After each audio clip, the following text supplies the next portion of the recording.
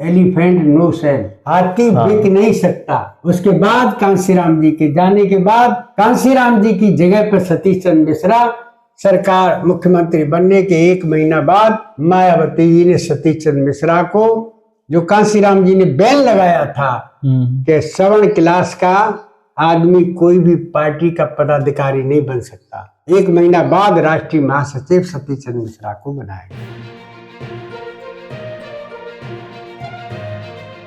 Elephant no cell, हाथी बिक नहीं सकता। उसके बाद कांशीराम जी के जाने के बाद कांशीराम जी की जगह पर सतीश चंद्र मिश्रा सरकार मुख्यमंत्री बनने के 1 महीना बाद मायावती जी ने सतीश चंद्र मिश्रा को, जो कांशीराम जी ने बैन लगाया था कि सवर्ण क्लास का आदमी कोई भी पार्टी का पदाधिकारी नहीं बन सकता, 1 महीना बाद राष्ट्रीय महासचिव सतीश चंद्र मिश्रा को बनाया गया। सतीश चंद्र मिश्रा जब कांशीराम जी के वर्कशॉप में जाता है और उस पर वो लिखा देखता है एलिफेंट नो सेल, एलिफेंट, उसको मिटा करके लिख देता है sale for elephant, sale for elephant, हाथी कोई भी खरीद सकता है। और 2007 में ये रिकॉर्ड है, इसका प्रूफ है, सतीश चंद्र मिश्रा के प्रभाव में 85 अकेले ब्राह्मण को टिकट बीएसपी ने दी, जिसमें से 41 हम शेड्यूल कास्ट के वोटों से, बैकवर्ड के वोटों से, अल्पसंख्यक मुसलमानों के वोटों से वो 41 ब्राह्मण उसमें जीत के आ गए, 41। उसके बाद फिर ठाकुरों के सीटें हैं, उसके बाद भूमिहारों की 2 एकाध हैं, एकाध कायस्थ है, 2 एकाध बनिया है। और 5 साल पूरी सरकार 1 साल चलाई है, सिर्फ मायावती जी ने सिर्फ 1 साल चलाई है। 4 साल सरकार सतीश चंद्र मिश्रा ने और शशांक शेखर ने चलाई है, ठेके पे चली है। मतलब कितना, मतलब जड़ से ही बदल दिया उसको, बस कह सकते हैं कि जैसे जो कांशीराम जी का व्यू था, जो चाहते थे वो कि डेमोक्रेसी हो और पावर लोगों को मिले, लोग अपने हाथ में पावर ले, उनकी चीजें हो, उससे उन्होंने बदल कर उनको पैसे की कर दिया कि जो पैसा देगा उसको हम पावर देंगे, उसको हम टिकट देंगे और वो अपनी मनमर्जी करेगा। तो ये मतलब पूरी तरह से बदल ही गया चीजें, पूरा जो कांशीराम जी की जो कंसेप्ट था पूरा बदल दिया गया।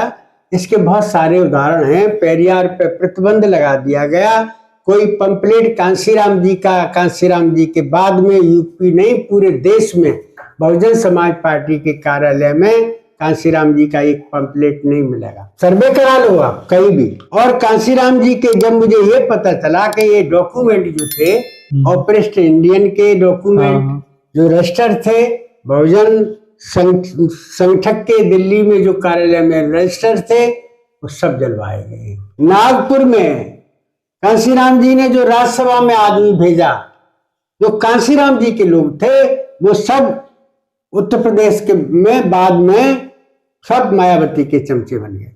अमित राजन ने नागपुर के डॉक्यूमेंट जलाए हैं। इसी तरह से दूसरे प्रदेशों में जो भी कोऑर्डिनेटर बना के भेजे, वो सब कांशीराम जी के जो पंपलेट थे, बहुजन संगठक के वो थे, कई भाषाओं में निकला, सब पूरा देश में मतलब डॉक्यूमेंट खत्म किए गए ऑफिस में। नहीं तो सर्वे करा लो, कहाँ है वो रजिस्टर कांशीराम जी के। तो जब हमको पता चला तो दद्दू प्रसाद जी ने हमें बताया ये बात, ऐसा है। मैंने की खबर पक्की है कि झूठी है कि पक्की। तो उन्होंने मुझे क्या करना है कि पहले आप इकट्ठा करिए, पहले बहुजन संगठक के सारे जो अंक हैं उनको इकट्ठा करिए और उसके बाद में फिर हम इसको छापने की प्लानिंग करते हैं। मैं जहां भी मुझे मिले, मेरा काम, आगरा में एक इंजीनियर कुंदन लाल जी हैं जो बामसेप के पहले कैडर भी हैं और वो बामसेप पढ़ाया करते थे। 10 रजिस्टर तो इकट्ठे मुझे अपने जूनियर A.K. मौर्य जी से मुझे दिलवाए। बाकी के इधर जो काम हुआ था, नागपुर में भी वो काम हुआ, लेकिन वो उल्टा हुआ। 96 से 2003 तक का है, उसमें भी मिसिंग है। विजय मनकर जी ने एक संस्था बना करके उसको छापा 2 वॉल्यूम में, तो मैंने लिखा भी है उसमें अपने संपादकीय में। बाकी 80 से लेकर के वो 95 तक का असली जो है जो मूवमेंट का काम है वो तो है ही नहीं ना।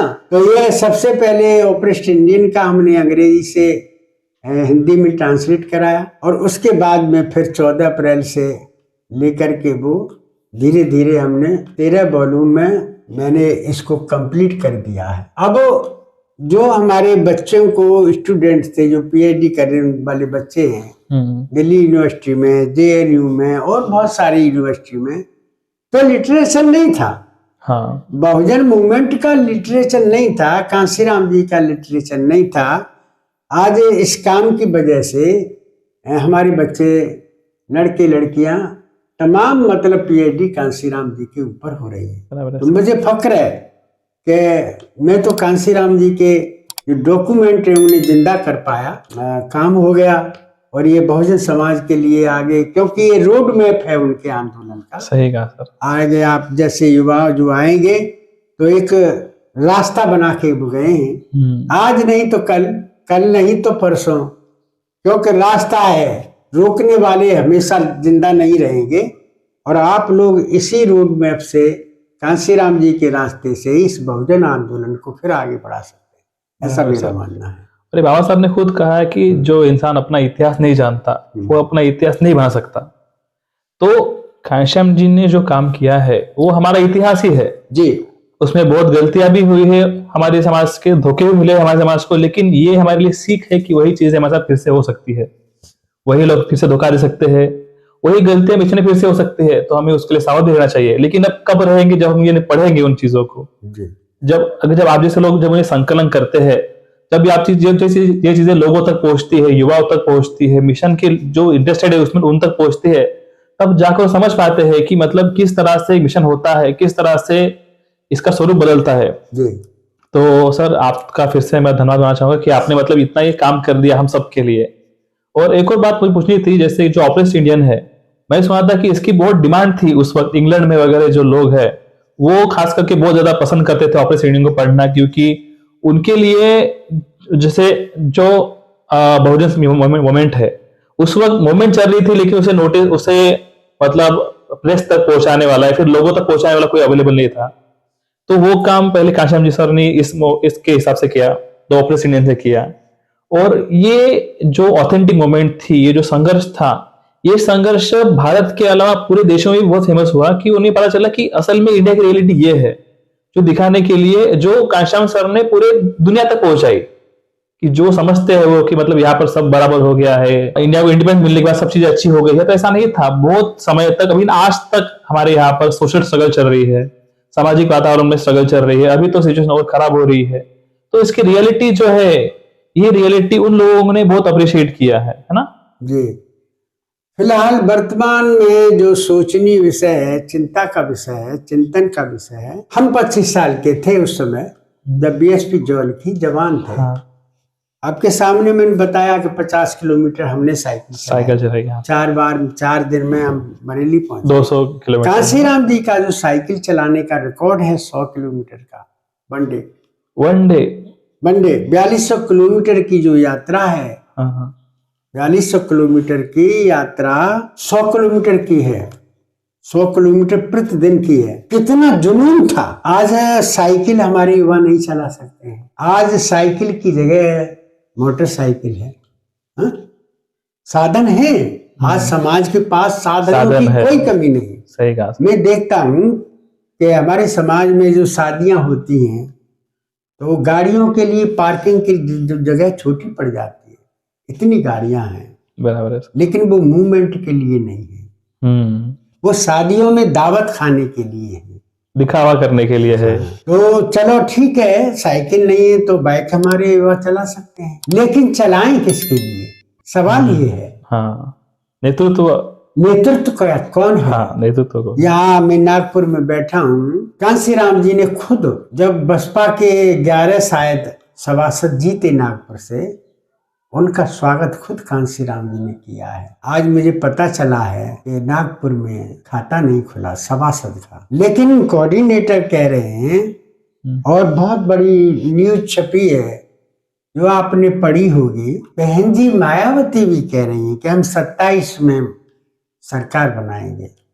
2007 की तरह हम चौथी बार सरकार बनाएंगे, 5वीं बार। सरकार तो भाई बनाओगे, लेकिन बताओ ना कैसे बनाओगे। तुम्हारा सभासद के लिए खाता नहीं खुल पा रहा है, विधायकी का खाता नहीं खुल पा रहा है, पार्लियामेंट में मतलब तुम्हारा खाता नहीं खुल पा रहा है, तो कौन सी जादू की छड़ी है कि आप सरकार बनाएंगी। एक नया ट्रेंड तैयार किया गया, और वो किसने बनाया, उसकी पटकथा किसने लिखी मुझे नहीं मालूम, कि बहन जी ने सबके ऊपर विश्वास, मगर सब धोखेबाज निकले। इसलिए बहन जी अब किसी के ऊपर विश्वास नहीं करती।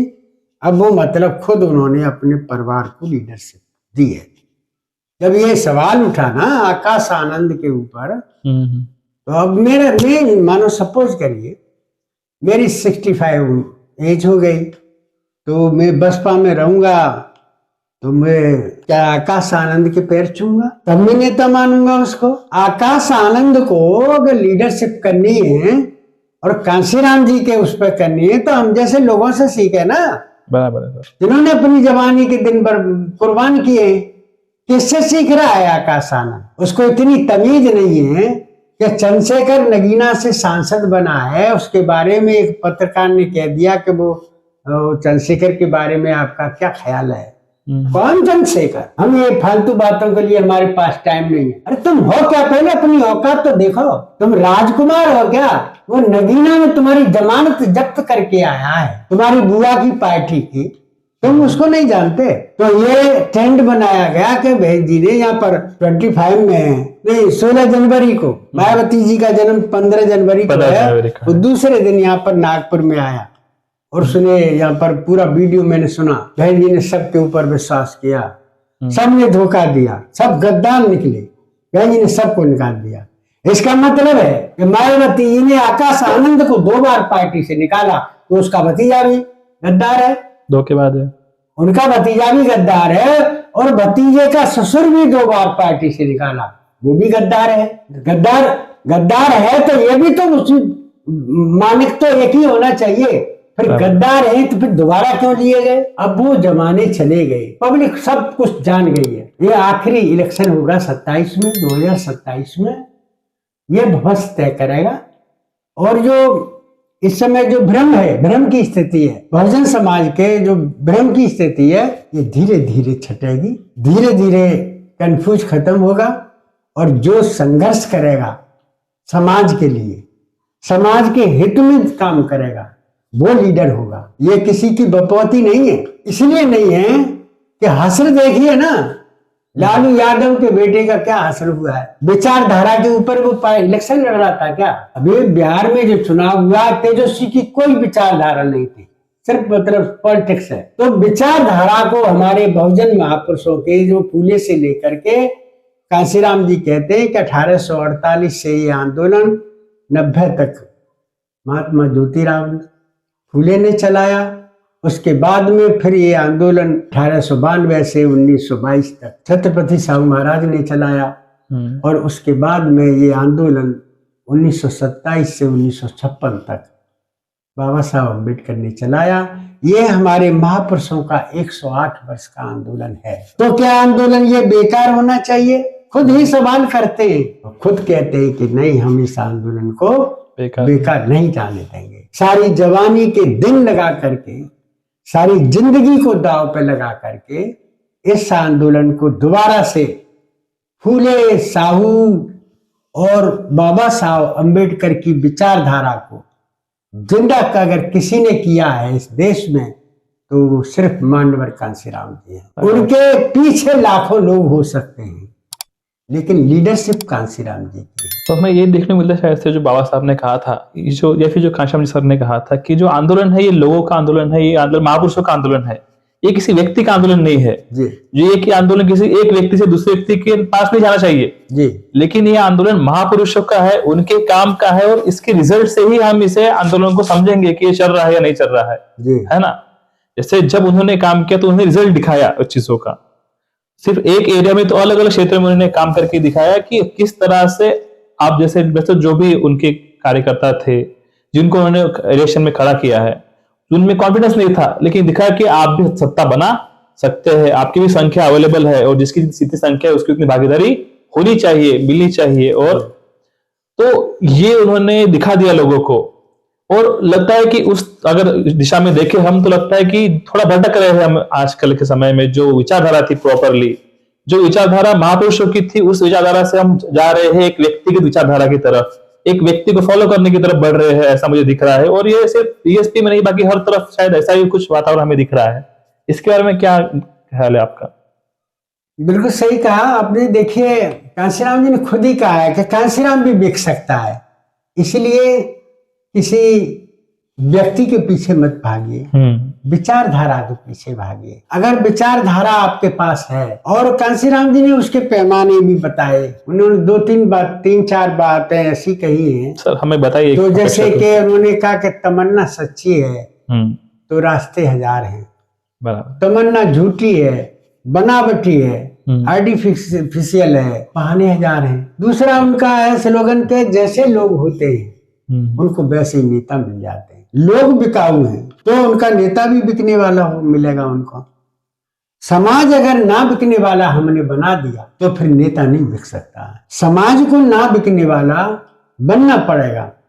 कांशीराम जी ने कहा कि आपको ना बिकने वाला नेता चाहिए, तो फिर कांशीराम जी को भी ना बिकने वाला समाज, और समाज ने साथ दिया इसके लिए।